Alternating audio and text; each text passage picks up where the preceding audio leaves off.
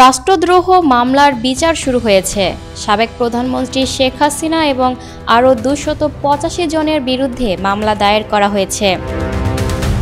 2024 সালের ডিসেম্বর মাসে জয় Bangla brigade online প্ল্যাটফর্মে অনুষ্ঠিত একটি জুম বৈঠকে অংশগ্রহণকারীরা অন্তর্বর্তীকালীন সরকার উৎখাত এবং গৃহযুদ্ধ উস্কানি দেওয়ার পরিকল্পনা করেছিলেন।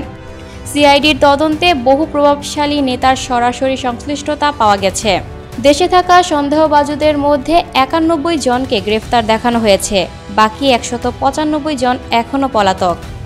মঙ্গলবার ঢাকার অতিরিক্ত চিফ মেট্রোপলিটন ম্যাজিস্ট্রেট আদালতে মামলার শুনানি অনুষ্ঠিত হয়। আসামিদের অনুপস্থিতিতে আদালত জাতীয় পত্রিকায় বিজ্ঞাপন প্রকাশের মাধ্যমে তাদের হাজির হওয়ার নির্দেশ দিয়েছেন। যদি নির্ধারিত সময়ের মধ্যে আসামিরা হাজির না হন, তবে ফৌজদারি কার্যবিধি 512 ধারার আওতায় তাদের অনুপস্থিতিতেই বিচার কার্যক্রম সম্পন্ন হবে। বিশ্লেষকরা মনে করছেন, এই মামলা বাংলাদেশের রাজনৈতিক ও বিচারিক ইতিহাসের নতুন অধ্যায়ের সূচনা করছে এবং রাষ্ট্রবিরোধী কর্মকাণ্ডে জড়িতদের জবাবদিহির শক্তিশালী সংকেত দিচ্ছে।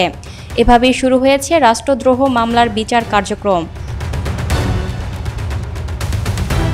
Lucky Akter, People Voice Television, Dhaka.